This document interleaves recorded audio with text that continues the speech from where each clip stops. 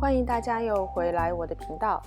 端午节就快到了，端午节一定要吃的就是粽子。传统的粽子，网上已经有太多的教程了。这个夏天，我想要分享给你的就是这一款晶莹剔透、与众不同的水晶粽子。我准备了芒果、奇异果和草莓，分别把它们切成小块。做水晶粽子需要准备一些小袋子，袋子的尺寸我已经打在屏幕上方了。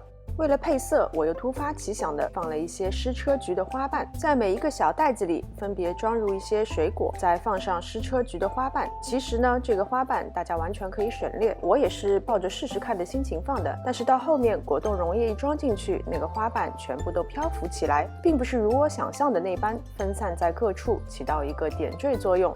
我今天的配方一共可以做17个水晶粽子，我今天仍然是使用燕菜粉，7克的燕菜粉，85克的糖，加入750毫升的冷水。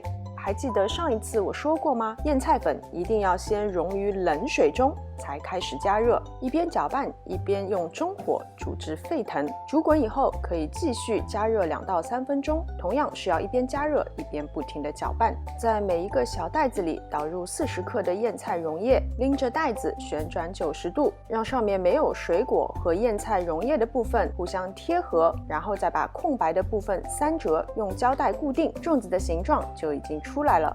一定要用不同颜色并且颜色鲜艳的水果，成品才会好看。关于什么是燕菜粉，在之前千层斑斓椰奶冻的视频里面呢，我已经有过比较详细的介绍了。有网友问我，燕菜做出来的果冻和吉利丁做出来的果冻哪一种比较好吃？我觉得这个问题就好像问你饼干跟蛋糕哪一个好吃。吉利丁做出来的果冻呢，口感是偏软的，但是燕菜做出来的果冻口感是偏脆的。在东南亚呢，用燕菜做的果冻是很多人从小吃到大的。感谢万能的橙色软件，我觉得与其问我哪一种好吃，不如自己买来试一下。收口向上摆放，不用担心它会漏出来，然后放进冰箱冷藏3至4个小时。绑绳这一步不是必须的，我只是想让它看起来更像粽子，更有仪式感。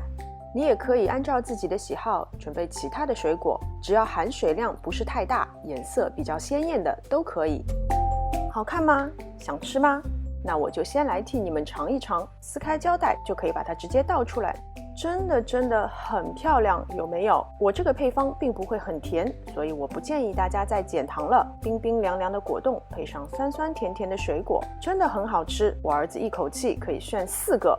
好了，感谢大家的观看，我们今天的视频就到这边。提前祝大家端午节快乐！喜欢我的视频，请记得点赞、分享和关注我的频道。我们下次再见。